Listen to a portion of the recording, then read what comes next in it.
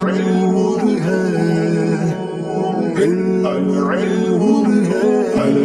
اللہ الرحمن الرحیم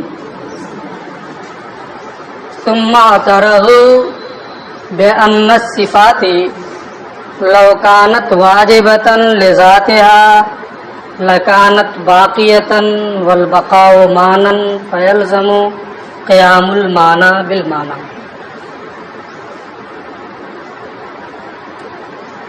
ما سبق میں آپ نے قدیم اور واجب میں کیا نسبت ہے اس سلسلے میں 3 اقوال پڑھے.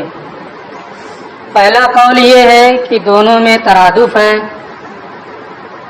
دوسرا قول یہ ہے کہ دونوں میں قدیم عام ہے اور واجب خاص ہے.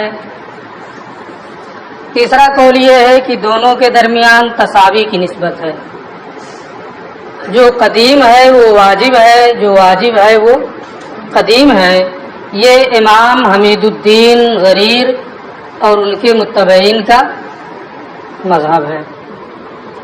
ان لوگوں نے اپنے مذہب پر دلیل دی. دلیل دینے کے بعد خود اپنے مذہب پر ایک اعتراض کیا. یہاں سے اسی اعتراض کا بیان ہے. انہوں نے یہ بیان کیا تھا کہ جو قدیم ہے وہ واجب ہے اور جو واجب ہے وہ قدیم ہے، دونوں میں تساوی کی نسبت ہے. تو اس پر یہ ہے کہ صفات باری تعالی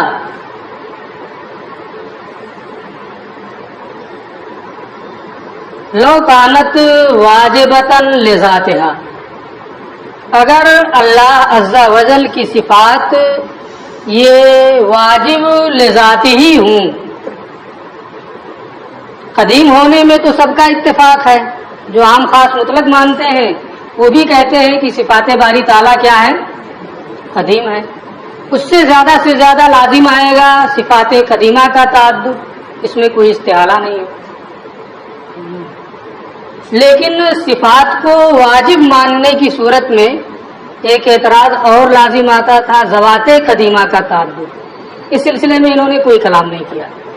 اصل اعتراض تو وہی تھا، اس کو چھیڑنا چاہیے، اس کا جواب دینا چاہیے، لیکن اس کو بعد کے لیے موقوف رکھا ہے، ابھی یہاں چھوڑ رہا ہے. یہاں ان کا اعتراض یہ ہے کہ صفات واجب تعالی اگر واجب لذات ہی ہوں تو جو واجب لذات ہی ہوتا ہے وہ باقی ہوتا ہے. تو ایک تو ہے صفات کا بذات خود ان کا وجود ہوگا. ظاہر سی بات ہے جب وہ صفت ہے تو وہ کسی محل کے ساتھ ہو کر کے پائی جائے گی، بذات خود اس کا اپنا وجود نہیں ہوگا. تو صفات کا بذات خود کوئی وجود نہیں ہوتا ہے. اپنے وجود میں وہ دوسرے کا محتاج ہوتا ہے، دوسرے کے ساتھ ہو کر پایا جاتا ہے.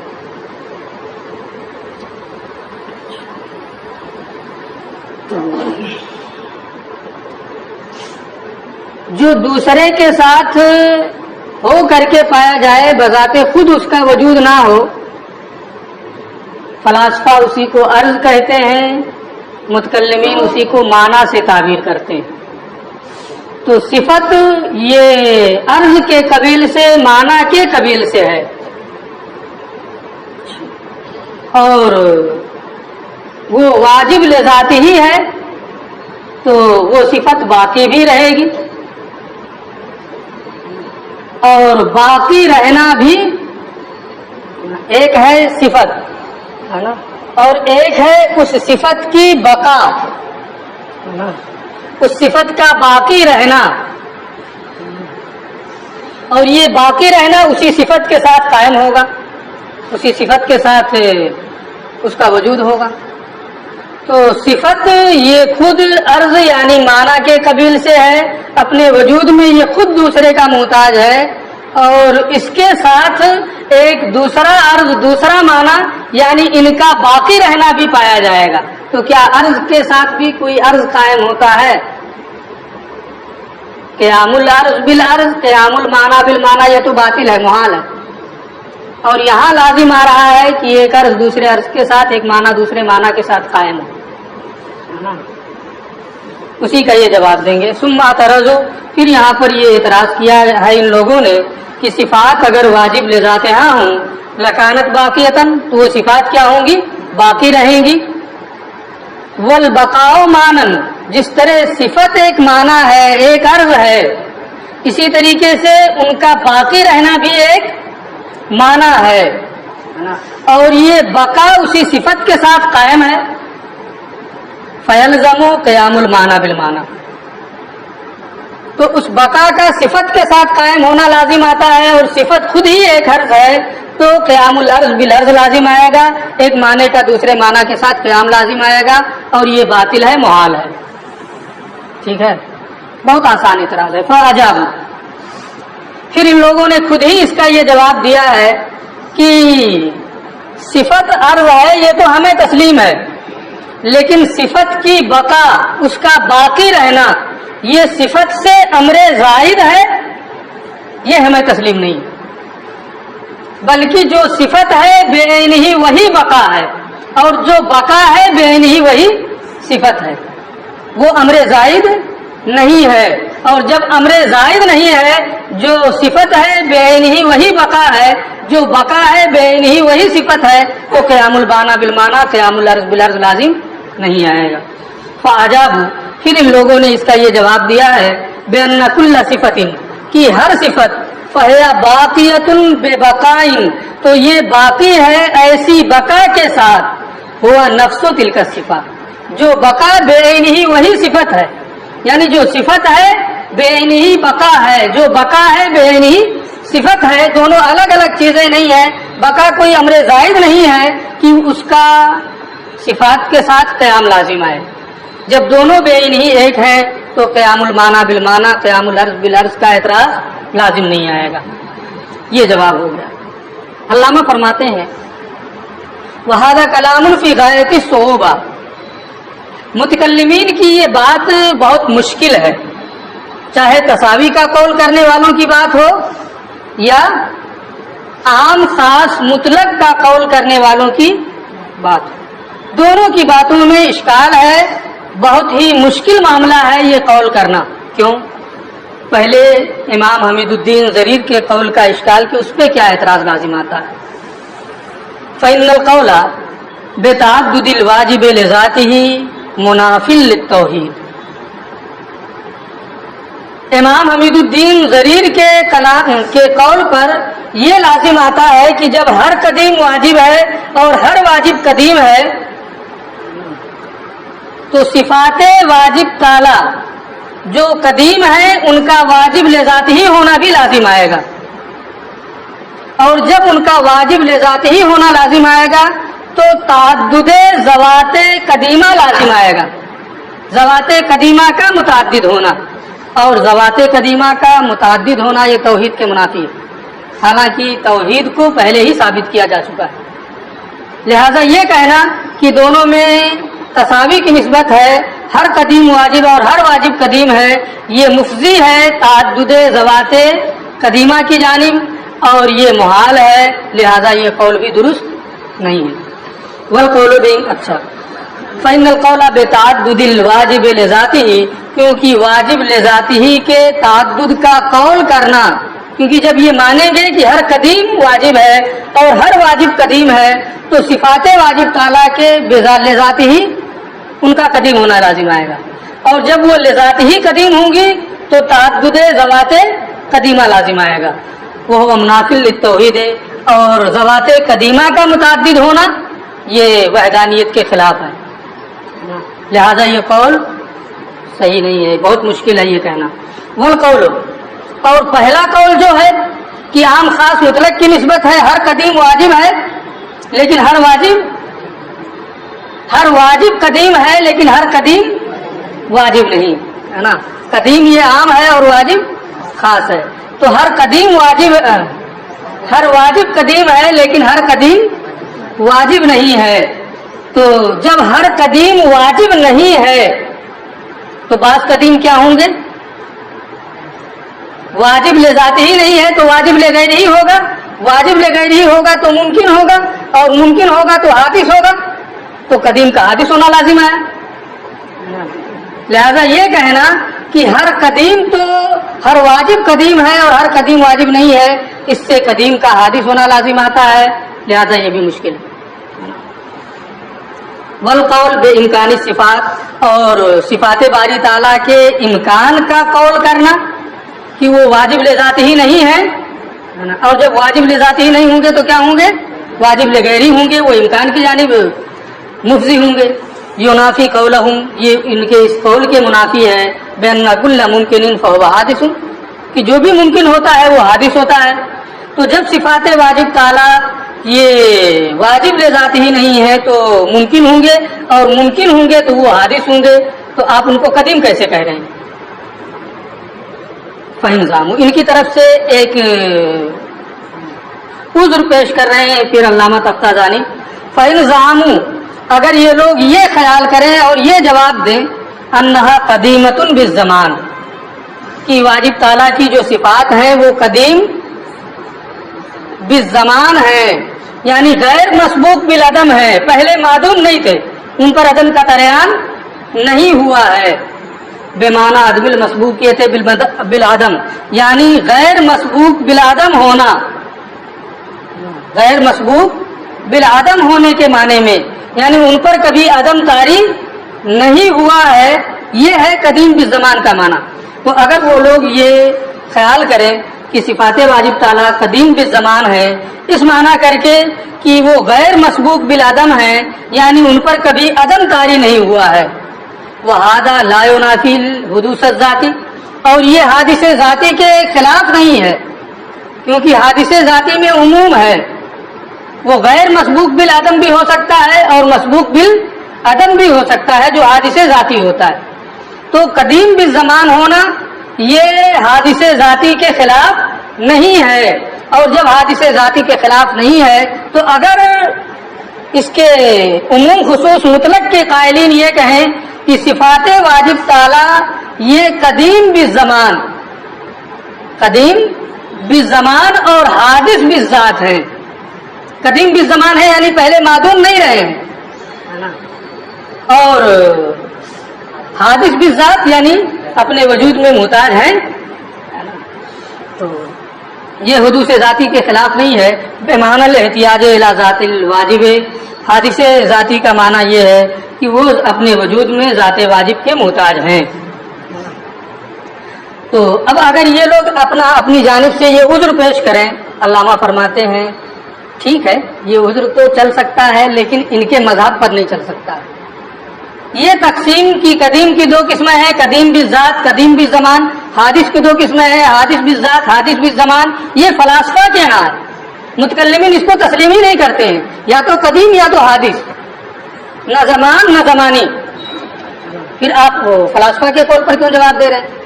اسی کو یہ کہتے ہیں فَهُوَ قَوْلٌ بِمَا ذَهَبَ إِلَيْهِ الْفَلَاسِفَةُ، یہ ایسی بات ہے جس کی جانب فلاسفہ گئے ہیں کہ قدم و حدوث میں سے ہر ایک ذاتی اور زمانے کی طرف منقسم ہوتا ہے، یہ متکلمین کی بات نہیں ہے، وفی ہے۔ اور اگر اس تقسیم کو آپ تسلیم کر لیں کہ قدیم کی دو قسمیں ہیں، حادث کی دو قسمیں ہیں، تو اس میں بہت سے اسلامی قواعد کا ترک لازم آئے گا۔ وفی ہے رفض لکثیر من القواعد، وہ قواعد کیا ہیں جن کا چھوڑنا لازم آئے گا؟ مثلا یہ کہ اللہ عز و جل فاعل مختار نہیں ہے، اور اس کے علاوہ بھی اور بھی بہت سے قواعد ہیں جن کا چھوڑنا لازم آئے گا۔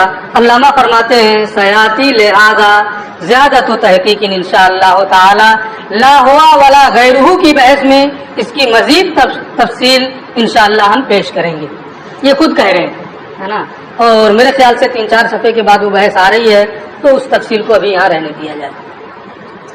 وفی ہے رفض لکثیر من القواعد، اور اس میں بہت سے اسلامی قواعد کا ترک لازم آ رہا ہے اگر یہ اس تقسیم کو مان لیا جائے۔ وسیاتی لہذا زیادت و تحقیق، اس کی مزید تحقیق انشاءاللہ تعالی آئے گی، کہاں؟ لا ہوا ولا غیرہ کی بحث میں۔ الحی القادر العلیم السمیع البصیر الشائی المرید، اللہ صانع عالم جو ہے وہ ہے قادر ہے، علیم ہے، سمیع ہے، بصیر ہے، شائی ہے، مرید ہے۔ اب یہ ان تمام صفات سے وہ متصف ہے. یہ صفات کمالیہ، صفات ثبوتیہ ہیں. ان تمام چیزوں سے وہ کیا ہے؟ متصف ہے. دلیل لأن بداہت العقل جازمۃ، اس لیے کہ عقل بدیہی طور پر یقین کرنے والی ہے بأن محدث العالم على هذا النمط البدیع والنظام المحکم مع ما يشتمل عليه من الافعال المتقنة والنقوش المستحسنة لا يكون بدون هذه الصفات.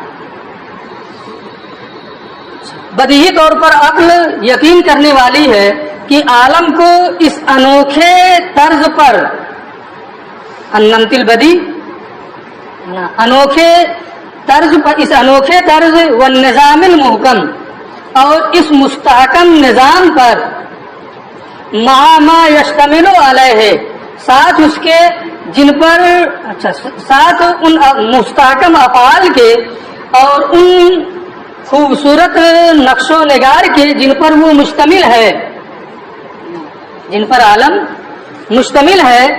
تو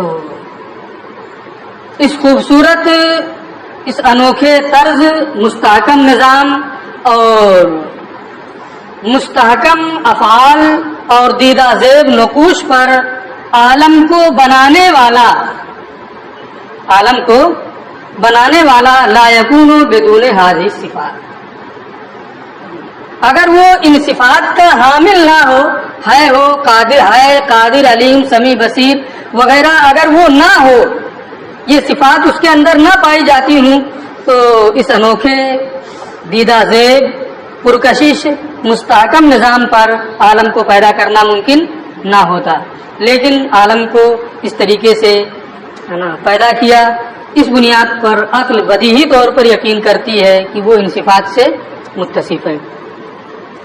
تو یہ تو بداہت عقل کی دلیل ہے کہ جس نے اس خوبصورت طریقے پر دنیا کو اور نظام دنیا کو بنایا ہے، عقل بدیہی طور پر یہ مانتی ہے، یقین رکھتی ہے کہ وہ بنانے والا ان صفات سے متصف ہوگا، لہذا صانع عالم ان صفات سے متصف ہے. دوسری دلیل ان اجدادها نقائص، علاوہ ازیں ان صفات کی ضدیں نقص و عیب ہیں. جتنی بھی صفات ہیں، ہے قادر علیم سمیع بصیر، تو ان کی جو ضدیں ہیں وہ سب کے سب نقص و عیب ہیں، اور صانع عالم ہر قسم کے نقص و عیب سے پاک ہیں. یجب تنزیہ اللہ تعالی عنہ، ان نقائص سے اللہ عز و جل کی تنزیہ واجب ہے. اور جب ان نقائص سے تنزیہ اللہ عز و جل کی واجب ہے تو ان صفات کمالیہ سے وہ ضرور متصف ہوگا. یہ دوسری دلیل. وائزن قد ورد الشرع بها، تیسری دلیل یہ ہے کہ ان صفات کے بارے میں قرآن و حدیث میں ان صفات کا ذکر قرآن و حدیث میں ہوا ہے. قد ورد الشرع بها، ان صفات کے تعلق سے نصوص قرآن و حدیث وارد ہیں، اور جب قرآن و حدیث میں ان صفات کے بارے میں نص ہے تو ان پر ایمان لانا اور ان کی تصدیق کرنا ضروری ہے، اور یہ کہ صانع عالم ان صفات پر متصف ہے. اب اس پر ایک اعتراض، وبعضها مما لا يتوقف ثبوت الشرع علیہا، اس میں یہ ہے کہ صفات کی دو قسمیں ہیں. ایک صفات بعض صفات وہ ہیں کہ جن پر شرع کا ثبوت موقوف ہے، جن پر شرع کا ثبوت موقوف ہے. اگر ان پر شرع کا، وہ صفات جن پر شرع کا ثبوت موقوف ہے، اگر انہی کے بارے میں یہ کہا جائے کہ ان صفات کے بارے میں نصوص قرآن و حدیث وارد ہے، تو ان صفات کو نصوص قرآن و حدیث سے ثابت کیا گیا، حالانکہ ان صفات پر ثبوت شرع موقوف ہے تو شریعت ان صفات پر موقوف ہوگی. یعنی ثبوت شرع ان صفات پر موقوف اور وہ صفات ثبوت شرع پر موقوف ہے نا. تو یہ توقف الشیء علی نفسہ لازم آ رہا ہے. جب توقف الشیء علی نفسہ لازم آ رہا ہے یہ باطل ہے، تو آپ یہاں یہ دلیل کیسے دے رہے ہیں کہ یہ صفات ایسی ہیں جن کے بارے میں نصوص قرآن و حدیث کا ورود ہوا ہے؟ یہ کہتے ہیں کہ صفات کی دو قسمیں ہیں. آپ نے ایک کو لے کر کے اعتراض کیا ہے. بعض صفات وہ بھی ہیں کہ جن پر ثبوت شرع موقوف نہیں ہے، جیسے اللہ عز و جل کی وحدانیت، ان پر ثبوت شرع موقوف نہیں ہے. اور جب ان پر ثبوت شرع موقوف نہیں ہے تو ان کو شریعت سے ثابت کرنا، یہ کہنا کہ نصوص قرآن و حدیث میں یہ وارد ہے، یہ صحیح اور درست ہے. اسی کو انہوں نے بیان کیا. وبعضھا، بعض صفات وہ ہیں مما لا يتوقف ثبوت الشرع علیہا، جن پر ثبوت شرع شریعت کی تصدیق موقوف نہیں ہے. فیصح التمسک بالشرع فیہا، ایسے صفات میں شریعت سے حجت پیش کرنا صحیح ہے کہ یہ شریعت میں وارد ہیں. قد توحید، جیسے کہ توحید باری تعالیٰ ہے، اس کو ثابت کیا گیا لو کان فیہما الہ الا اللہ لفسدتا سے. تو چونکہ ان صفات پر شریعت کا ثبوت، شریعت کی تصدیق موقوف نہیں ہے، اور جب ان صفات پر شرع کی تصدیق موقوف نہیں ہے تو ان صفات کو کے بارے میں یہ کہنا کہ یہ شرع سے ثابت ہے، ان کو شریعت سے ثابت کرنا، نصوص قرآن و حدیث سے ثابت کرنا، یہ بھی کیا ہوگا؟ درست ہوگا، کوئی منافات نہیں ہے. بخلاف وجود ثانع و کلامی، برخلاف ثانع کے وجود اور اس کے کلام کے، یہ بھی صفت باری تعالیٰ ہے. لیکن ونحو ذالک، اور اس کے امثال مما یتوقف ثبوت الشرع علیہ، اور اس کے وہ امثال کہ جن پر شریعت کا ثبوت، شریعت کی تصدیق موقوف ہے. تو جن صفات پر شرع کی تصدیق اور شرع کا ثبوت موقوف ہے، اگر انہی صفات کے بارے میں یہ کہا جائے کہ یہ شرع سے ثابت ہیں تو توقف الشیء علی نفسہ لازم آئے گا، ہے نا. ایسی جگہوں پر جہاں یہ کہا جاتا ہے کہ یہ صفات، ان صفات کا ذکر نصوص قرآن و حدیث میں ہوا ہے، وہاں قسم اول مراد ہے، یعنی وہ صفات جو ثبوت شرع پر موقوف نہیں ہیں. اور جب قسم اول مراد ہے اور آپ قسم ثانی کو لے کر کے توقف الشیء علی نفسہ ثابت کر رہے ہیں، وہ مراد نہیں ہے، تو آپ کا یہ اعتراض بھی صحیح نہیں ہوگا. یہ بات یہاں پوری ہوگی. لیسا بعرض، وہ عرض نہیں ہے. تمام صفات کو بیان کر دیا ہے قادر ہے، علیم ہے، سمیع ہے، بصیر ہے، صفات ثبوتیہ. یہاں سے صفات سلبیہ کا بیان ہے. لیسا بعرض، وہ عرض نہیں ہے، کیونکہ جو عرض ہوتا ہے وہ قائم بالغیر ہوتا ہے، اپنے وجود میں غیر کا محتاج ہوتا ہے، کسی محل کی اسے ضرورت ہوتی ہے. تو اگر ذات باری تعالیٰ کو عرض مانا جائے تو وہ بھی قائم بالذات نہیں ہوگا، کسی محل کا محتاج ہوگا، اور جب محتاج ہوگا تو ممکن ہو جائے گا. حالانکہ پہلے یہ ثابت ہو چکا ہے کہ وہ ممکن نہیں بلکہ واجب لذاتی ہی ہے، لہذا وہ عرض نہیں ہو سکتا ہے. لأنہ لا یقوم بذاتہ، کیونکہ عرض یہ قائم بالذات نہیں ہے، بل یفتقر الی محل یقومہ، بلکہ عرض یہ کسی ایسے محل کا محتاج ہوتا ہے جو اسے قائم رکھے، برقرار رکھے. تو اگر ذات باری تعالیٰ کو عرض مانا جائے تو وہ بھی محتاج، وہ ذات بھی محل کی محتاج ہوگی. فیکون ممکنن، تو اس کا ممکن ہونا لازم آئے گا، حالانکہ اس کا واجب الوجود ہونا یہ ثابت ہو چکا ہے. وَلِأَنَّهُ يَمْتَنِعُ بَقَاؤُهُ، دوسری دلیل یہ ہے ذات واجب تعالیٰ کے عرض نہ ہونے کی، دوسری دلیل کہ عرض کی بقا ممتنع اور محال ہے. لِأَنَّهُ يَمْتَنِعُ بَقَاؤُهُ، عرض کی بقا یہ ممتنع اور محال ہے. تو اگر ذات واجب تعالیٰ کو عرض مانے تو اس کا بھی باقی رہنا محال ہوگا، حالانکہ اس کا قدیم ہونا ثابت ہو چکا ہے، لہذا ذات واجب تعالیٰ عرض نہیں ہو سکتی. وَلِأَنَّهُ يَمْتَنِعُ بَقَاؤُهُ، اور اس لیے کہ عرض کا باقی رہنا ممتنع اور محال ہے. وَإِلَّا، اور اگر عرض کا باقی رہنا ممتنع اور محال نہ ہو بلکہ عرض باقی رہے، اسی لیے میں نے اس سے پہلے بتایا تھا کہ آراز میں ہر آن تجدد ہوتا رہتا ہے. کوئی بھی عرض ہو اس کے لیے بقا نہیں ہے نا. ہر آن اس میں تجدد ہوتا رہتا ہے. فقہ میں آپ نے پڑھا ہوگا اجارہ کیا تو جو نفع اٹھا رہا ہے نا, اس نفع میں ہر آن تجدد ہوتا رہتا ہے نا. اسی لیے 1 مہینے کا اجارہ کیا, 2 مہینے کا اجارہ کیا, 1 مہینہ فائدہ اٹھا لیا, وہ سب مسائل آپ پڑھے. تو آراز کے لیے بقا نہیں ہے نا, وہ اس کا باقی رہنا ممتنع اور محال ہے. اس میں ہر آن تجدد ہوتا رہتا ہے. وَإِلَّا کیونکہ اگر آراز کے لیے بقا محال نہ ہو لکان البقاء مانن قائم بھی, تو عرض کا باقی رہنا بھی ایک معنی ہوگا جو عرض کے ساتھ قائم ہو. ایک عرض ہے وہ خود ایک معنی ہے نا, اور پھر اس عرض کا باقی رہنا یہ ایک معنی ہوگا جو اسی عرض کے ساتھ قائم ہوگا.